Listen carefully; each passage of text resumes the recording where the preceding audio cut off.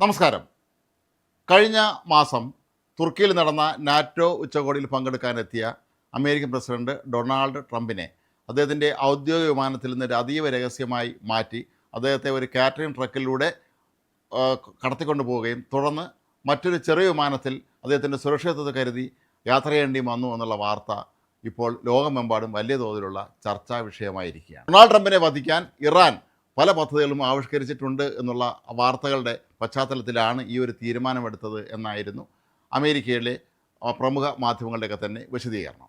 എന്നാൽ ഇത് അമേരിക്കയ്ക്ക് വലിയ തിരിച്ചടിയാണെന്നും അമേരിക്കൻ പ്രസിഡന്റ് തന്നെ നാണക്കേടായി മാറിയെന്നും വലിയൊരു ഭാഗം ആരോപിക്കുന്നുണ്ട്. ഏതായാലും പ്രമുഖ അന്താരാഷ്ട്ര മാധ്യമമായ വാൾ സ്ട്രീറ്റ് ജേണൽ ഇത് സംബന്ധിച്ച കൂടുതൽ വിശദാംശങ്ങൾ ഇപ്പോൾ പുറത്തുവിട്ടിരിക്കുകയാണ്.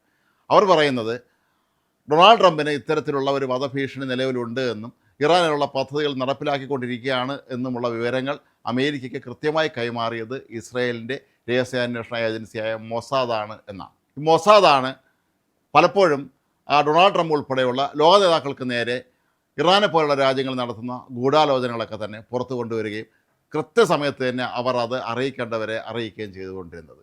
ഇവിടെ ഡൊണാൾഡ് ട്രംപ് തുർക്കിയിലേക്ക് സഞ്ചരിക്കുമ്പോൾ തോളിൽ വെച്ചുകൊണ്ട് അയക്കാൻ കഴിയുന്ന സംവിധാനമുള്ള മിസൈലുകൾ കൊണ്ട് അദ്ദേഹത്തിൻ്റെ വിമാനം ആക്രമിക്കാനാണ് ഇറാൻ പദ്ധതി ഇട്ടിരുന്നത് എന്നാണ് മൊസാദിന് ലഭിച്ച വിവരം. മൊസാദിന് വിവരം ലഭിച്ചത് എങ്ങനെയെന്ന് വെച്ചാൽ ഇറാനിലെ പ്രധാനപ്പെട്ട പല സൈനിക മേധാവികളുടെയും ഫോൺ സംഭാഷണം അവർ കൃത്യമായി ചോർത്തുന്നുണ്ടായിരുന്നുവെന്നും അങ്ങനെ ലഭിച്ച വിവരത്തിൻ്റെ അടിസ്ഥാനത്തിൽ ആധികാരികമായി തന്നെ ഇത് അമേരിക്കയെ മൊസാദ് ഇസ്രായേൽ വഴി അറിയിക്കുകയായിരുന്നു എന്നുമാണ് ഇപ്പോൾ ഈ മാധ്യമം റിപ്പോർട്ട് ചെയ്യുന്നത്. നേരത്തെയും ഡൊണാൾഡ് ട്രംപിന് നേരെ ഇറാൻ ഇത്തരത്തിലുള്ള പല നീക്കങ്ങളും നടത്തുന്നുണ്ട് എന്നുള്ള കാര്യം പരസ്യമായ രഹസ്യമായിരുന്നു. ഇത് സംബന്ധിച്ച് പല റിപ്പോർട്ടുകളും യഥാസമയങ്ങളിൽ തന്നെ മൊസാദ് അമേരിക്കയ്ക്ക് കൈമാറുകയും ചെയ്തിട്ടുണ്ടായിരുന്നു. പക്ഷേ ഇതെല്ലാം തന്നെ ഡൊണാൾഡ് ട്രംപ് അന്ന് പരസ്യമായി നിഷേധിക്കുകയായിരുന്നു. തനിക്ക് അങ്ങനെ ഒരു ഭീഷണി ഉള്ളതായി അറിയില്ല എന്നാണ് അദ്ദേഹം പറഞ്ഞത്. പക്ഷേ ആദ്യവട്ടം ഡൊണാൾഡ് ട്രംപ് അമേരിക്കൻ പ്രസിഡന്റ് ആയിരുന്ന സമയത്ത് അന്നത്തെ ഇസ്ലാമിക് റവല്യൂഷണറി ഗാർഡ് കോർപ്സ് എന്ന ഇറാൻ്റെ ഏറ്റവും പ്രധാനപ്പെട്ട സൈനിക വിഭാഗത്തിൻ്റെ തലവനെ അമേരിക്ക വധിച്ച കേസുമായി ബന്ധപ്പെട്ട് ഇറാൻ ട്രംപിനെ തങ്ങളുടെ ഏറ്റവും വലിയ ശത്രുവാണെന്നും അയാളെ വധിക്കുമെന്നും പ്രഖ്യാപിച്ചിരുന്നു. അതുകൊണ്ട് തന്നെ ട്രംപ് പ്രസിഡന്റ് അല്ലായിരുന്ന കാലഘട്ടത്തിലും പിന്നീടുമൊക്കെ തന്നെ ഇറാൻ ഇതിനു വേണ്ടിയുള്ള ശ്രമം നിരന്തരം നടത്തുകയാണ് എന്നുള്ള വിവരം മൊസാദാണ് അമേരിക്കയെ അറിയിച്ചുകൊണ്ടിരുന്നത്. അങ്ങനെ തന്നെയാണ് ഇവിടെയും സംഭവിച്ചത് എന്നാണ് ഇപ്പോൾ വാൾ സ്ട്രീറ്റ് ജേണൽ വെളിപ്പെടുത്തിയിരിക്കുന്നത്. ഡൊണാൾഡ് ട്രംപ് തുർക്കിയിലേക്ക് വന്നത് അദ്ദേഹത്തിൻ്റെ പുതിയ എയർഫോഴ്സ് വൺ വിമാനത്തിലാണ്. ഇത് ഖത്തർ രാജകുടുംബം അദ്ദേഹത്തിനായി സമ്മാനമായി നൽകിയ വിമാനമായിരുന്നു. അതിൻ്റെ പിന്നീട് രൂപമാറ്റമൊക്കെ വരുത്തി അമേരിക്കൻ പ്രസിഡന്റിൻ്റെ ഔദ്യോഗിക വിമാനമായ എയർഫോഴ്സ് വണ്ണാക്കി മാറ്റുകയും അതിലാണ് അദ്ദേഹം തുർക്കിയിലെത്തുകയും ചെയ്തത്.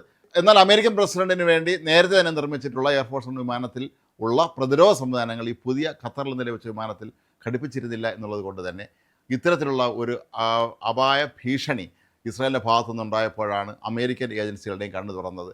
അവർ ഞെട്ടിക്കുന്ന ആ സത്യം അപ്പോഴാണ് മനസ്സിലാക്കുന്നത്. ഇറാനും തുർക്കിയും അതിർത്തി പങ്കിടുന്ന രാജ്യങ്ങളാണ്.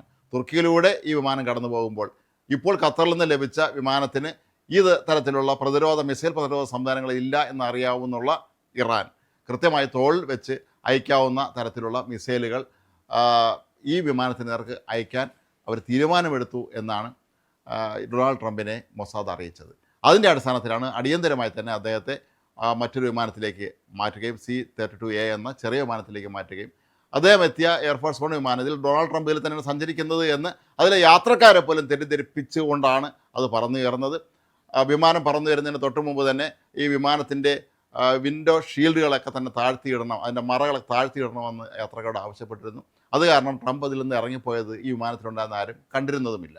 ഏതായാലും ഇന്നും ലോകത്തെ ഏറ്റവും വലിയ രഹസ്യാന്വേഷണ ഏജൻസി അല്ലെങ്കിൽ ചാര സംഘടന എന്ന് പറയുന്നത് ഇസ്രായേലിൻ്റെ മൊസാദ് തന്നെയാണെന്ന് ഒരിക്കൽ കൂടി തെളിയിക്കപ്പെട്ടിരിക്കുകയാണ് ഈ സംഭവത്തിലൂടെ. പൊതുവെ നമ്മളെല്ലാവരും കരുതിയിരുന്നത് ലോകത്തെ ഏറ്റവും വലിയ ചാര സംഘടന അമേരിക്കയുടെ CIA ആണെന്നും കൃത്യമായി അവർക്ക് എല്ലാ വിവരങ്ങളും ലഭിക്കുന്നുണ്ട് എന്നുമൊക്കെയാണ്. പക്ഷേ CIA പോലും എത്രയോ കാലം പിന്നിലാക്കിക്കൊണ്ടാണ് ഇപ്പോൾ മൊസാദ് ഈ ഒരു വളരെ പ്രധാനപ്പെട്ട വിവരം അമേരിക്ക അറിയിച്ചിരിക്കുന്നത്. ഇതിന് സമാനമായൊരു സംഭവം 2000 ആണ്ടിൽ നടന്നിരുന്നു. അന്ന് അമേരിക്കൻ പ്രസിഡൻ്റായിരുന്ന ബിൽ ക്ലിൻ്റൺ അദ്ദേഹത്തിൻ്റെ ഒരു ഇത്തരത്തിലുള്ള യാത്രാമധ്യേ അടിയന്തരമായി പാകിസ്ഥാൻ അദ്ദേഹം സഞ്ചരിച്ചിരുന്ന എയർഫോഴ്സ് വൺ വിമാനം ലാൻഡ് ചെയ്യുകയും പിന്നീട് അദ്ദേഹം മറ്റൊരു വിമാനത്തിൽ യാത്ര തുടരുകയും ചെയ്തു. അന്നും ഏതോ തരത്തിലുള്ള ഒരു ഭീഷണി, ഒരുപക്ഷെ അഫ്ഗാനിൽ നിന്ന് മറ്റോ ആയിരിക്കാം, അദ്ദേഹത്തിൻ്റെ ഒരു ഭീഷണി അന്നുണ്ടായിരുന്നു. ക്ലിൻ്റൺ സഞ്ചരിച്ചിരുന്ന എയർഫോഴ്സ് വൺ വിമാനത്തിന് നേരെ ആക്രമണം നടക്കാൻ സാധ്യതയുണ്ടെന്നുള്ള വിവരം ലഭിച്ചതിനെ തുടർന്നാണ് അന്ന് 2000 ആണ്ട്, അതായത് 26 വർഷങ്ങൾക്ക് മുമ്പ് അടിയന്തരമായി വിമാനം പാകിസ്ഥാനിൽ ഇറക്കി അദ്ദേഹം മറ്റൊരു വിമാനത്തിൽ കയറി യാത്ര തുടരുകയും ചെയ്തത്. ഏതായാലും ഡൊണാൾഡ് ട്രംപിനെ സംബന്ധിച്ചിടത്തോളം അല്ലെങ്കിൽ അമേരിക്കയെ സംബന്ധിച്ചിടത്തോളം ഈ ഡൊണാൾഡ് ട്രംപിനെ ഇത്തരത്തിലുള്ള വിമാനം മാറ്റി കയറ്റി അതീവ രഹസ്യമായി നടത്തിയ ഈ ഒരു നാടകം എന്ന് തന്നെ പറയേണ്ടി വരും. ഇത് ശരിക്കും പറഞ്ഞാൽ നാണക്കേടായി മാറുകയാണോ എന്ന് സംശയിക്കുന്നുണ്ട്. ഇത്രയും സംവിധാനങ്ങളുള്ള അമേരിക്കൻ പ്രസിഡന്റിന് എന്തുകൊണ്ട് ഇറാനെ പേടിച്ച് വിമാനം മാറി കയറേണ്ടി വന്നു എന്നുള്ള ചോദ്യം ഉയരുന്നുണ്ട്. മാത്രവുമല്ല, ഇദ്ദേഹം അമേരിക്കയിൽ നിന്ന് തുർക്കിയിലേക്ക് പുറപ്പെടുന്നതിന് മുമ്പ് തന്നെ അമേരിക്കയിലെ സുരക്ഷാ ഏജൻസികൾ എന്തുകൊണ്ടാണ് തുർക്കി ഇറാനുമായി അതിർത്തി പങ്കിടുന്ന രാജ്യമാണെന്ന് മനസ്സിലാക്കിയിട്ട് പോലും ഈ വിമാനം, അതായത് പ്രതിരോധ സംവിധാനങ്ങളില്ലാത്ത വിമാനം അദ്ദേഹത്തിന് യാത്ര ചെയ്യാൻ അനുവദിച്ചു എന്നുള്ള ചോദ്യവും അവിടെ ഉയരുന്നുണ്ട്. ഏതാണ്ട് ഡൊണാൾഡ് ട്രംപ് ഇതിനോട് ഇനിയും പരസ്യപ്രതികരണം നടത്തിയിട്ടില്ല. ഒരുപക്ഷെ അദ്ദേഹം ഇതിൻ്റെ കൂടുതൽ വിശദാംശങ്ങൾ അദ്ദേഹത്തിൻ്റെ ഒരു സ്വഭാവ രീതി വെച്ച് പരസ്യമായി തന്നെ വിളിച്ച് പറയുന്നതാണ് അദ്ദേഹത്തിൻ്റെ സ്വഭാവം. അപ്പോൾ അതുകൊണ്ട് തന്നെ ഈ ദിവസങ്ങളിൽ ഡൊണാൾഡ് ട്രംപ് തനിക്കുണ്ടായ വ്യക്തിപരമായ ഈ ഒരു കാര്യങ്ങളും ഇതിൽ ഇസ്രായേലിൻ്റെ ഇടപെടലിനെ കുറിച്ചുമൊക്കെ തന്നെ വളരെ വ്യക്തമായി പ്രതികരിക്കും എന്നാണ് പൊതുവെ പ്രതീക്ഷിക്കപ്പെടുന്നത്.